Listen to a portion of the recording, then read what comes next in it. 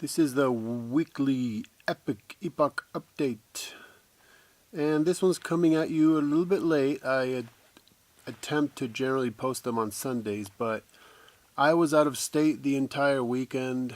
I traveled to Colorado in order to present a lecture at the Myths Taken conference, and I hope to have some of that information, including my own lecture, pretty soon here, as soon as all the audio or video or whatever gets sent to me. So be on the lookout for that. I presented a lecture entitled Atheism, Explained and Exposed. And incidentally, when I got my rent-a-car confirmation via email, it said it was a Hyundai. Because, what do I care? I just picked the cheapest car. Well, when I went to pick up the car, it was a 2015 Mustang. We're talking hot off the lot. And, yeah, that was fun to drive. Although I'm actually very pleased that I do not have a car like that, because I could get in some serious trouble with that. I mean, that car wants to move. You breathe on the gas pedal, and you're going 40 miles an hour faster before you get a chance to blink. It is absolutely insane. And when I returned it, I told the guy at the lot, I did not want to return this car. And he says, I bet. So that was a fun trip and a great conference. So I'll be sharing some of those things with you guys. So as far as the articles I published the past week, one was called Forgiveness as the Key to Relationship. Now, honestly, I've written so much. I mean, we're talking literally thousands upon thousands and thousands of articles that every now and then I have an idea and I want to write about it. And then I'm not sure if I'm just thinking about it or if I already wrote about it or what. So I wanted to write an article that would present an argument about how if forgiveness is truly important, then it would be an argument to the effect that only God could be the ultimate forgiver.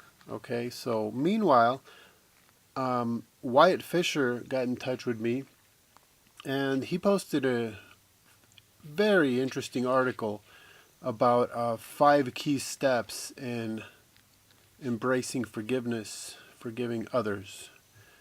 So then I realized, well, I actually had already written out my argument. So what I did is put together an article that quotes my original article a little bit, quotes Wyatt Fisher's article a little bit, and I added some stuff to it to kind of tie it all together. So check that out. It's really interesting, I think. Another article was Evolution News. That's right. It's called Meet the Denis-o-vans, the New Nebraska Man.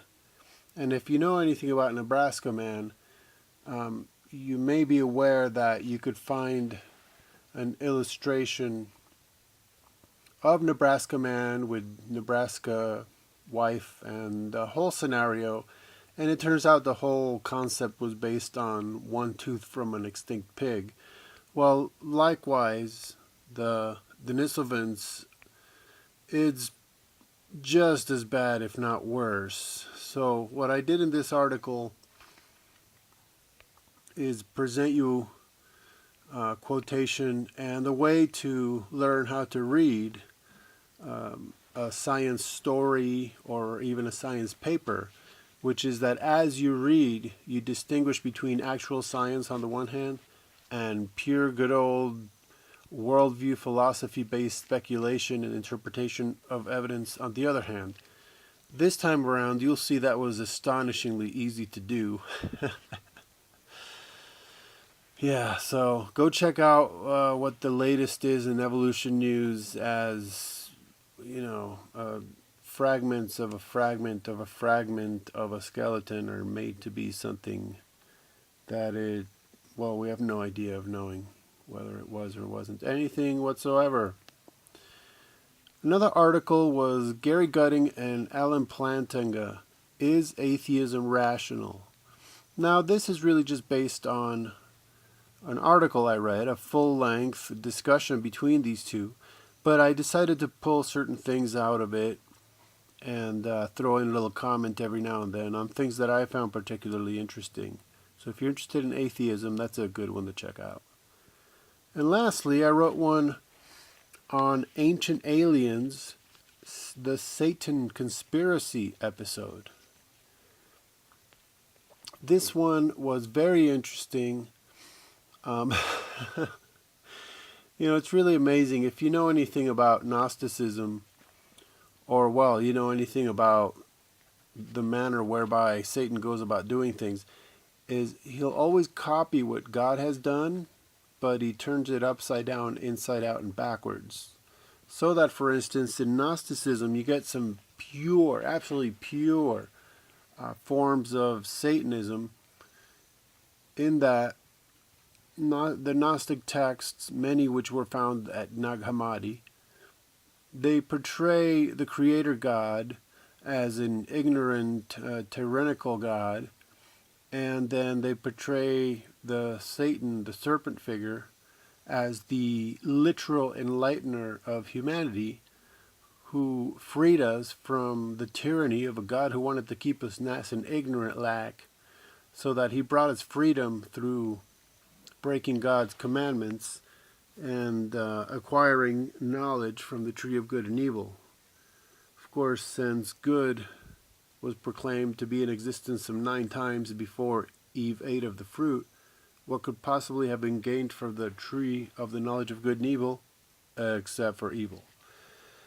So this Ancient Aliens episode, it's just as blunt as it can be in portraying Satan as the good guy. And they also refer to Satan in all kinds of terms. I mean, any term you want to use for Satan, they threw it in. He's a man, he's a seraph, he's an angel, he's a ruler of hell, he's this, he's that. In other words, they get it wrong and wrong and wrong and wrong and wrong. But it's pretty amazing that such a popular TV show would essentially just be so upfront about, hey everybody, you should worship Satan. That's pretty much what they're saying. So one thing I did in this article is play off of an article by Jason Colavito, because he commented in great detail about this episode, but I thought that he himself made some errors because he's not coming to it from a Judeo-Christian point of view. So he made some errors along the way, and I thought, well, why not kill 2 birds with 1 stone and comment on Jason Colavito and comment on ancient aliens at the same time. So check out the articles, spread them around the social networking sites. Yeah, you know what's up.